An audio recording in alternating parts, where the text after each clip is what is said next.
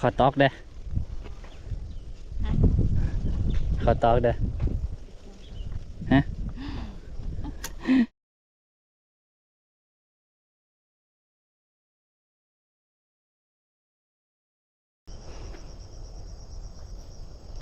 สบายดีสบายดีและสวัสดีบรรดาพ่อแม่พี่น้องหมดสุขสุขคนนี่ตื่มเส้นเก่าเส้นเคยเนาะ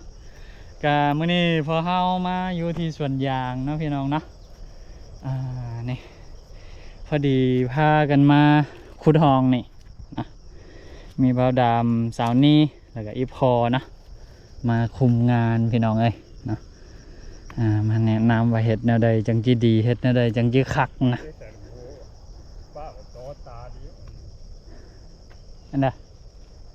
อันนี้ก็เป็นยางเนาะเหมือนพวกคือเท่านี่เป็นอันบ่ออกบนตาผมว่าปุ๊กอย่าหาปุ๊กคืนรถนี่ยางของพวกเฮานะพี่น้องบ่าวดำกับผู้จื้อแล้วว่าซื้อพันนี่มันซื้อพันไม่ยังนะ3906ว่ะเป็นพันไทยเนาะพี่น้องบ่าวดำสั่งมาแต่พูนแต่ไทยตอนนั้นป้าทกคือเบี้ยยางปกติอยู่ราคาประมาณ5,000-6,000นะของบ่าวดำสั่งตอนนั้น12,000พี่น้องนะเพิ่นว่าเป็นยางพันไทยมีใบหับห้องให้คักแน่เนาะแต่คือจังที่บ่าวดำบอกบ่าวดำบ่จื้อว่ามันเป็นพันแม่ยังก็อยากลองเบิ่งหั่นน่ะพี่น้องได้ยินเพิ่นว่ายางพันธุ์ไทยนี่ปลูกแล้วมันทนโรคแล้วก็ได้น้ำยางลายใช่นะก็เลยอยากลองเบิ่งยอดก็กำลังปงกำลังแตกเนาะบางอันก็เริ่มใหญ่เริ่มสูงแล้วพี่เนาะนี่เนาะคือจังตัวนี้ก็ถ่วมหัวมันละเนาะอันอยู่ทางหลังอันนี้ก็นี่อันนี้คือเบาดำสูงประมาณเกือบ170เนาะต้นยางก็พุ่นอยู่พอดละประมาณ2 เมตรกว่ามาปลูกได้2 ปีหลังจากเทตัดหญ้าตัดตองแล้วนะเนี่ยหาก็ตัดแล้วพี่น้องขึ้นมาตึมละเนาะโอ้หญ้านี่ขึ้นไวพี่น้องจักเสียดแนวใดนะมันดีตัดเบนหนึ่งก็ขึ้นตัดเบนหนึ่งก็ขึ้นแล้วมีหลายคนนะพี่น้องเพิ่นแนะนำว่าให้ฉีดยาเอาแต่ใจหนึ่งเบาดำก็ย่านแบบย่านมันสิไปทึกต่อยางของเฮาเรามันสิตายสินั่นนะเนาะก็บ่ฮู้คือกันแต่มีหลายๆคนพี่น้องที่ว่าเพิ่นเฮ็ดหัวเฮ็ดสวนอยู่แถวบ้านเนี่ยนะเพิ่นแนะนำเพิ่นว่ามันกลุ่มโดนหากว่าฉีดยานะหรือว่าบรรดาให้พี่น้องเนาะคิดเห็นจังใดหรือว่ามีความรู้ทั้งเรื่องนี้หรือว่าฉีดดีหรือว่าเฮ็ดแนวใดดีเนาะก็คอมเมนต์แนะนำเบาดำใดเนาะพี่น้องเนาะช่วงใดที่เบาดำท่านเข้าไปอ่านเบาดำก็สิไล่อ่านแล้วก็ไล่กดใจไล่คอมเมนต์ให้เนาะไล่ตอบคอมเมนต์ให้แต่ก็มีเป็นบางช่วงนะที่ว่าบ่ได้เข้าไปเบิ่งเลยเนาะก็มีอันนั้นก็ต้องกราบขอโทษขออภัยหลายๆเนาะก็มื้อนี้เนาะเวียกของเฮาก็คืออันนี้แหละนะเวียกหลักๆนึงก็คือขุดทองพี่น้องนี่เนาะอย่างของเฮาพี่น้อง2 ปีปีนี้เนาะ2 ปีละเข้าปีที่2ฮอดฤดูปลูกอีกรอบหนึ่งกับพอดีครบ2 ปีเนาะตอนนี้ก็คันสิไลอายุเต็มกับปีปลายเนาะคือปลูกตอนซักเขาให้นะแล้วก็วนมาฮอดตอนซักเขาให้อีกรอบหนึ่งแล้วก็คันวนมาฮอดซักเขาให้อีกรอบหนึ่งกับพอดีครบ2 ปีตอนนี้ก็สาวนี้กำลังขุดจอกแจกอยู่นี่แหละนี่บกอันนี้เขี่ยมันลงขอหน่อยเด้สาวนี้จ่างได้พี่น้องมือละ10 ล้านสาวนี้มาสวนเนี่ยมีใครบ้าง มาซอยกันนะพี่น้องเนาะพอดีมื้อนี้น้องเมย์บ่ได้ไปโรงเรียน แล้วก็ให้อยู่น้ำทั้งยานะพวกเฮาก็นี่ละมาสวนขุดไปได้น้อยหนึ่งละนะยังบ่ทันได้สุดคลองดอก2 คน3 คนขุดตันทำอิฐกับอีพอก็มาขุดให้เบิ้งเป็นตัวอย่างนะบัดนี้ก็ให้ลูกสมุนจัดการพี่น้องเฮากับสาวนีก็งับบัดนี้สาวนีไปทางหนึ่งเฮาไปทางหนึ่งปิ้นหลังใส่กันพี่น้องนี่สาวนีนี่หายได้พี่น้องขุดนะพุ่นปุกปักปุกปักพุ่นพุ่นพุ่นพุ่นพุ่นแล้วไม่ย่อ จักหน่อยนี่เคินนี่เพื่อนอะไรพี่น้องเขาบกนี่งับกกยางขาดหมดเลยนะบางต้นก็น้อยพี่น้องนี่อันนี้นะที่เป็นอันที่มันตายมันนั่นแล้วก็ที่พอเอามาสอบมันนั่นนะโตใดที่ปลูกก้อนนะก็สิเอาไงเอาสูงแล้วตัวใดที่เอามาสอบตอนซักเขาให้ตอนฤดูฝนที่ผ่านมานะพี่น้องกะอันนี้ละเนาะมีอยู่แถวนี้ก็บางอันกับปลูกเพิ่มนะนี่โตนมาปลูกเพิ่มนี่ก็สิเป็นอีกพันหนึ่งละเนาะคือมันสิสารวนปนเปกันนะพี่น้องไอพวกที่มันใหญ่มันสูงนี่เป็นพันธุ์ไทยเนาะที่เห็นสูงๆใหญ่ๆนะเป็นพันธุ์ไทยแล้วก็อันที่น้อยๆพวกนี้ก็คือเป็นพันไม่ใช่หุ้นแหละที่พอเอาแถวนี้เอานำชาวบ้านเอานำผู้ที่ว่าเพิ่นต่อตาเป็นนะมาปลูกนะเขากับบุหัวาเพิ่นคัดพันธุ์คัดน้อตาเนาะได้ก็โดยความที่ว่าบ่มีเนาะก็เลยเอานำมาคันสิต่างสังจากทางฝั่งไทยมาอีกเขาเอาบ่หลายแล้วนะมันก็บ่คุ้มก็เลยเอาแถวนี้ขั้นโตได้ที่เป็นพันธุ์ไทยนี่พี่น้องใบง่ายไงใบนี่บักใหญ่ๆแล้วก็ต้นก็สำหรับบ่าวดำก็คืองามอยู่เนาะนี่ละกลับมาบ้านมาซ่องกันเนาะหลังจากที่ไปเฮ็ดเวียกเฮ็ดงานอยู่ทางฝั่งไทยกลับมาบ้านกันบางช่วงก็มาดูแลสวนยางนี่แหละเนาะพอดีพอเฮามีดินมีดอนอยู่กันเลยปลูกยางเมื่อไว้เนาะพอเฮาก็คือนี่นับตั้งแต่ต่อโตที่เฮายืนอยู่นี่แหละเนาะขึ้นเมื่อจน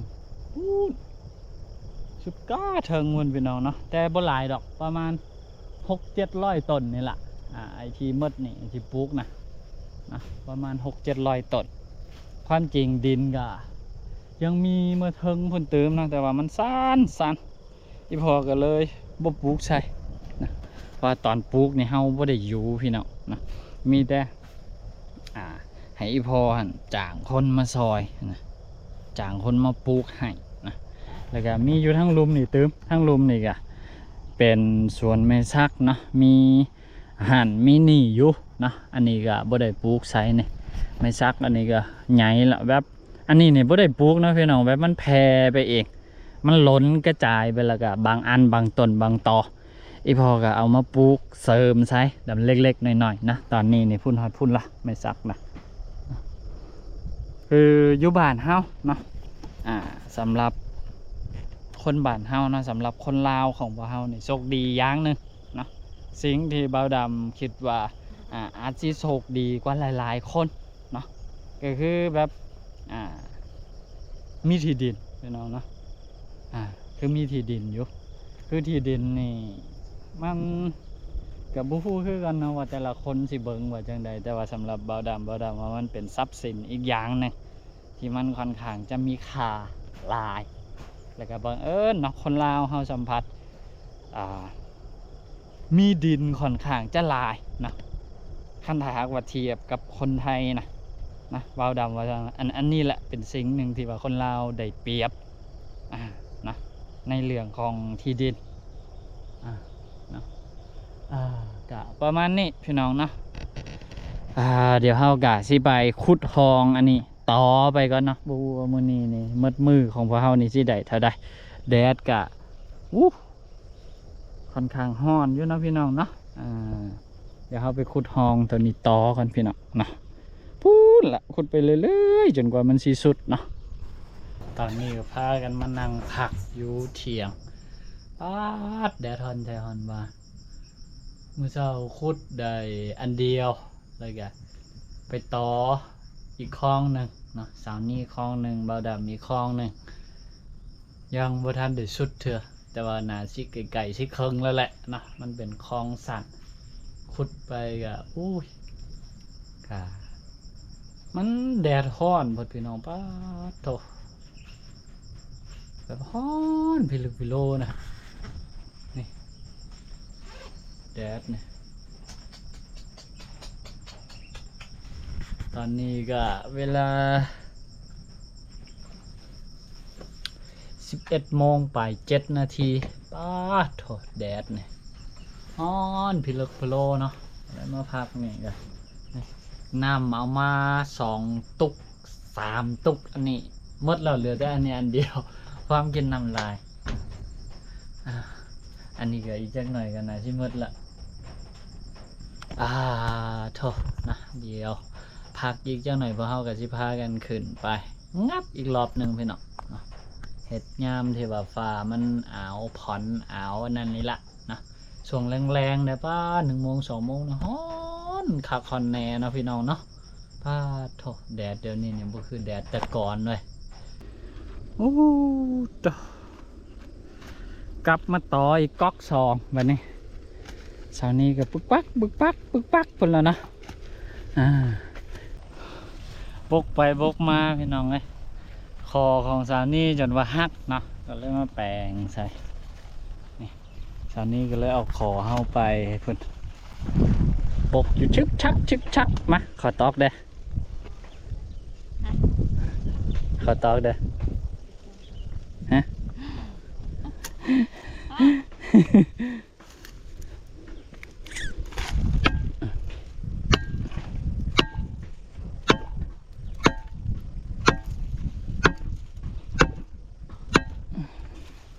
อันนั้นเด้อ หืม อันนี้บ่ครบอันนั้น นะตอกแถมวางเทิงที่แท้ๆนะมันหลอนไวพุ่นน่ะพี่น้องเอ้ยหักนี่หักแถมละพอซ้ำซาไปก่อน คุดไปได้ ลุยต่อพี่น้องให้แบบนี้นะ หายต่อได้เสีย ฮะ คุดไปทางบนเด้อ เดี๋ยวก่อนวันใดออมใดก็ออมเดี๋ยวพ่อแปลงพ่อมันยางใดอันนี้อันนี้นี่มันเฮ็ดให้มันยางสบายเลยนะเดี๋ยวเข้าไปทำงานต่อพี่น้องตอนนี้ก็พากันมาพักครึ่ง นะพักครึ่งหนึงก็พักกินข้าวพี่น้องป้าดตอนนี้ก็ ไหนจะ1 โมง นี่12:45ป้าดโถกำลังกินข้าวเดี๋ยวนี้พี่น้องสาวนี้ก็อยากแท้อยากหวานน้องงับบุยละของกินมื้อนี้ก็ง่ายๆนะพี่น้องนะนี่ปลากระป๋องพี่น้องนี่3 แม่ครัวเนาะแล้วก็มีอันนี้เป็นหน่อไม้เป็นหน่อไม้แห้งหน่อไม้ตากนะ ทำไมแฮง บ้านเฮานี่เอิ้นหน่อแฮวเอามาทอดแล้วก็กินกับข้าวเนาะก็แซ่บอีกแบบหนึงพี่น้องปลากระป๋องเนาะง่ายๆพี่น้องอาหารบ้านเฮาป้าตั้งแต่กลับบ้านมานี่บ่ได้กินปลากระป๋องจักเทื่อเด้อันนี้เป็นเทื่อแรกเนาะพี่น้องมาเด้อกินข้าวกินน้ำกัน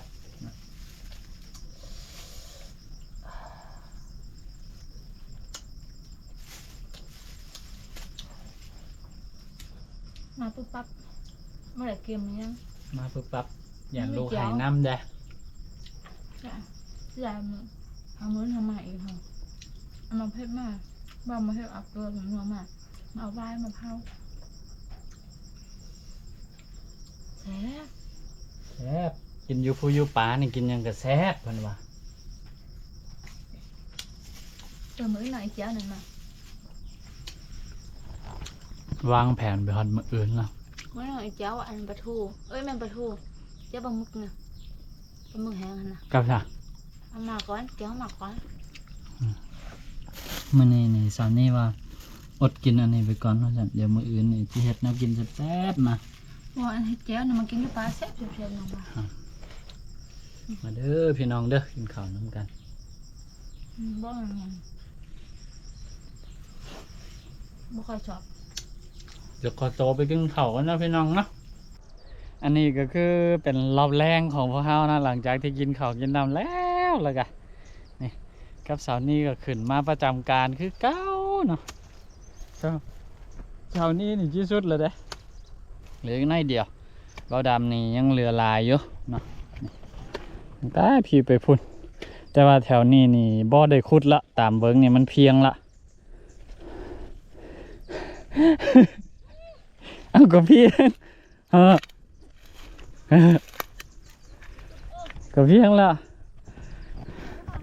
ก็ถือว่าโชคดีไปนะพี่น้องนะตายคือยางของเฮาบางต้นบางกอกะมีต้นตายเด้ต้นคืนเด้นะวันนั้นกะบ่มีตายเนาะแดดกับป๊อดตกพี่เนาะนี่เปี้ยงเปี้ยงเปี้ยงเปี้ยงเนาะแต่สำหรับพวกเฮานี่พี่น้องแดดซ้ำนี่บ่สะทกสะท้านดอกเนาะตะกี้ยังว่าแดดร้อนอยู่เดี๋ยวนี้นี่บ่สะทกสะท้านแล้วพี่น้องเดี๋ยวตั้งกล้องให้บรรดาให้พี่น้องเบิ้งน้ำกันจักบาทเนาะขบกกันน้อยพี่น้องเอ้ย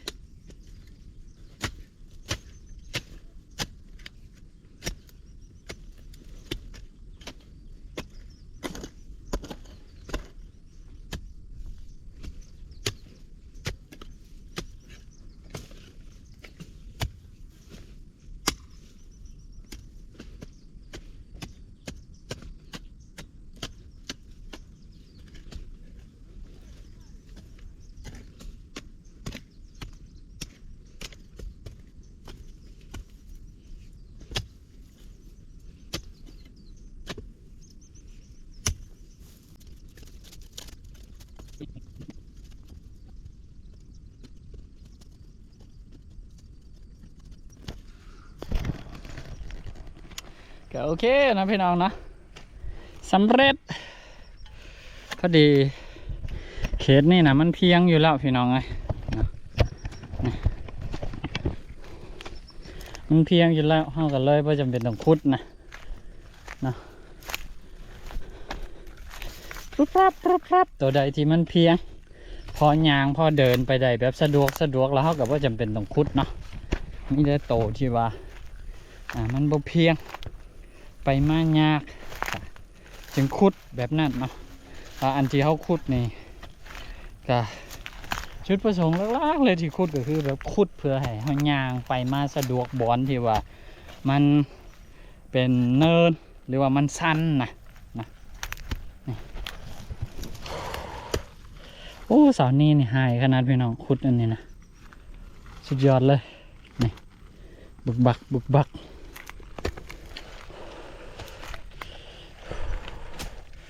เหลืออยู่นี่อีกต้นหนึ่งนะเดี๋ยวให้ชิขุดไปต่อใส่ของสาวนี้หันกะสำเร็จแล้วพี่น้องเอ้ยนะไปขุดกันเด้อพี่น้องเด้อโอเคเนาะทุกคนตอนนี้ก็สำเร็จเป็นเทียบห้อยเนาะของแรงเทนเฮาอันนี้นะขุดมาก็ได้3 อันมือเช้านี่นะเราก็ตอนแรงนี่มาซ้ำอีกน้อยหนึ่งพอดีน้ำมืดพี่น้องน้ำเอามาบ่พอนะเฮาก็เลยว่าสิโจ้ซ้ำนี่มื้อนี้นะบัดนี้ก็นี่มาขอหอมเด้หอมยัง ฮะ เพิ่นหอมอันนี้ หอม หอมยัง หอมขอหอมเด้ เพิ่นกำกอ ขอหอมเด้มา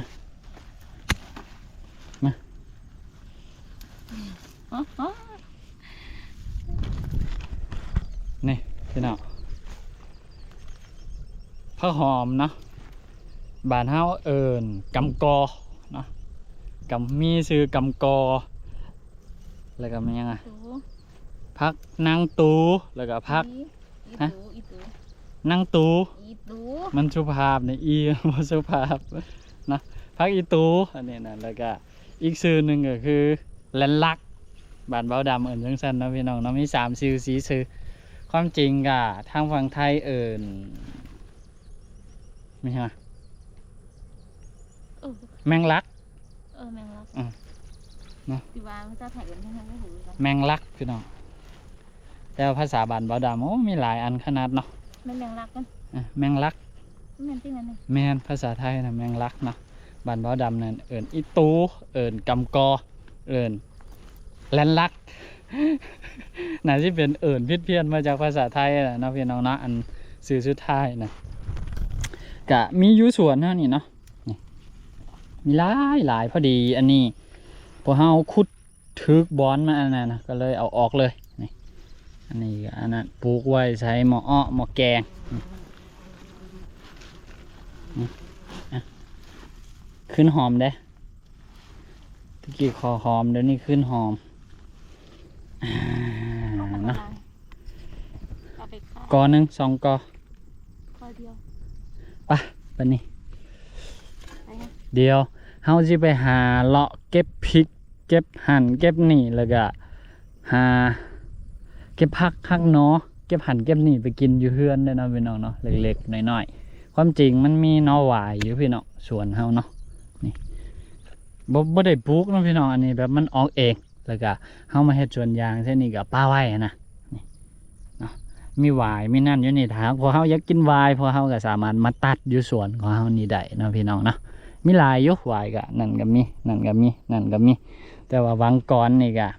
มาเอาไปกินละหลายรอบเติบนะตอนนี้มันก็เลยเหลือแต่น้อยๆเนาะเดี๋ยวสิพาไปเบิ่งอีกพี่น้องมาจ้าที่รักจ๋าฮะบ่ได้แล้วมาเก็บผักกันเนาะ ขนาดสาวนีแล้วพี่น้องมันนี่ฮะเอาหลายๆพักอันน้องเห็นตะกี้น่ะปรากฏง่องเนี่ยมีดูป้าไว้บอนเริ่มบกอันแรงของน้องฮะนะอยู่นี่ยางมาแถมหันแล้วน้องพี่น้องเนาะเดี๋ยวชิไปหาเก็บผักเก็บนั่นก่อนคอก่อนไว้ลุมพุ่นก่อนพี่น้องไปพักไกลๆนี่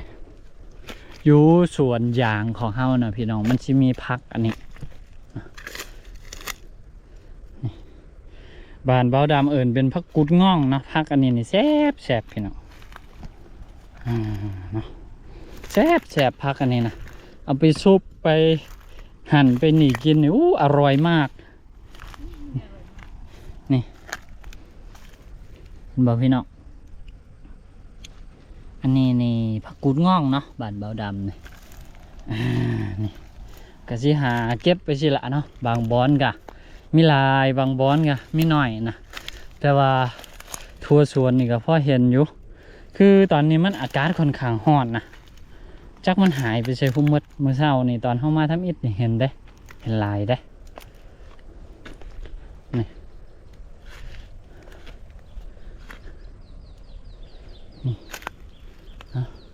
แซ่บพี่น้องโดนเราไม่ได้กินพักอันนี้นะ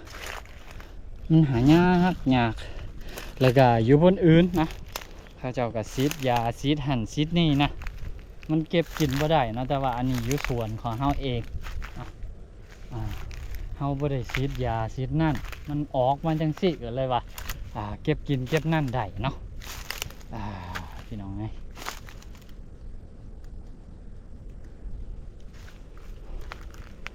บางบอนกับมีลายบางบอนกับ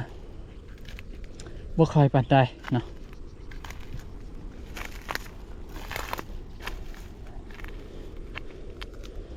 อยู่เขตเฮาเนี่ยบ่ค่อยมีพี่น้องนะทางบ่าวดับมานะบางทีทางสาวนี่ไปสิมีเนาะได้ไหมคะ จากนี้กินแมงหุบุบบามบุบบามอยู่พุ่น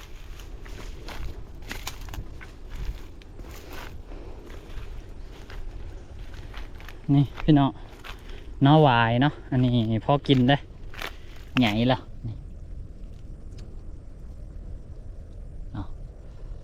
มีบนกินหลายสุดเลยพี่น้องหวายนะนี่นะแซ่บบอ สม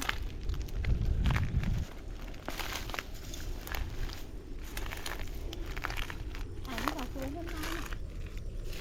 ำ แม่นอ่ะ แถวประเทศน่ะ ตอนเศร้านี่แวบมาทำอิฐน่ะเห็นลายได้พี่น้องเบ้าดำก็จึงว่าแวบมันฮ้อนบ่คือว่าหายแล้วก็มียอดอันนี้พี่น้องนี่เห็นบ่ยอดอันนี้นี่เป็นส้มสักนิดนึงเนาะที่แซ่บแซ่บนี่สมัยตอนยังน้อยนี่ต้มกินอยู่ไฮสดน้ำมันนะเวลาอยากกินส้มเวลาอากาศร้อนๆนะพี่น้องนี่เบิ่งสาวนี้กินพาให้น้ำลายแตกก็พี่น้องบ้านเบ้าดำเอิญสมปอยเนาะ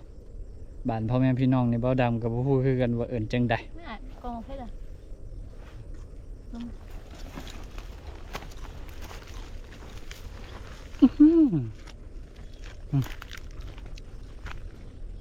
ละเลาะเก็บผักไปเห็นมันยังพอกินได้ก็เอาไปพี่น้องอยู่หัวอยู่สวนของเฮานี่มีต้นมะเพชรเด้แต่ว่าอันนี้นี่มันหมดฝนแล้วเนาะบ่ได้รดน้ำกะเริ่มตายเริ่มนั่นละนี่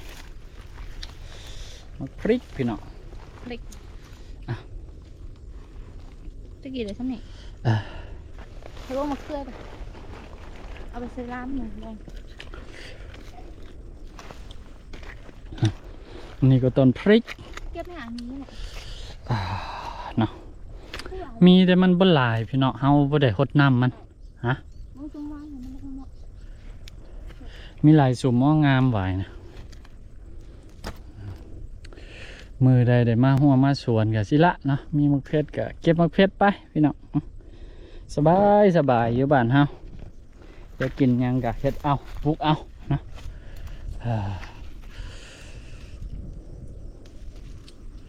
นี่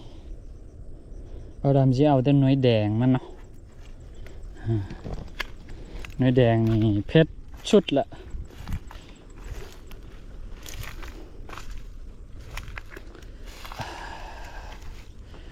มะเขือกับบุมีแล้วพี่น้องเหลืองหมดละ มันเข้าหุ่นเนี่ยเมื่อก่อนหันน้ำเวลาขึ้นมาของ ต้นมะเขือกับมีพี่น้องนะความจริงอยู่ทางในมีต้นมักซิดามีหั่นมีหนีนะหลายอยู่พี่น้องนะนี่มะเขือกับมีหลายต้นหลายกออยู่นะแต่อันนี้นี่มันบ่แดงบ่แดงก็เจ้าอ่ะกินไหม เมื่อกี้มัน อันนี้มันมะเขือมันยังหุขี้หนูหุ เมียนก็สีฟ้าแต่ว่ามันเป็นอันพยาธินี่ มันบ่งาม ข้นพยาธิมันเป็นปุ่งแห้งเลย มันน้ำมันบ่พอดินบ่อยากงามแด้เราก็ปลูกมาหลายปีแล้วเด้ นี่แหละมัน5 ดีเขาเห็ดชวนเกิน เดียวส่วนของบ่เฮาเพิ่นบ่เฮาก็สิเอามะเพชรนี่แหละไปใส่เนาะพี่น้องเนาะส่วนที่กำลังเฮ็ดอยู่ปัจจุบันอยู่เฮือนน่ะอันนี้เป็นส่วนอยู่ป่าอยู่ภูพี่น้องนี่ผักกุนง่องเนาะพี่น้องบอนมีนี่ก็พอได้อยู่เก็บก็ได้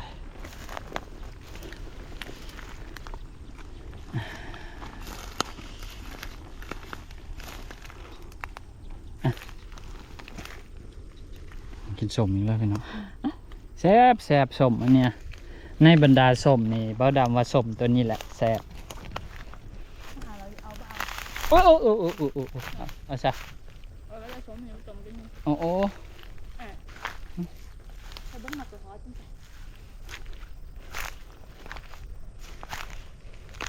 มันมีโตนั่นนะ นี่ถามอ่ะ มีจ้ะ ไม่ไปเลย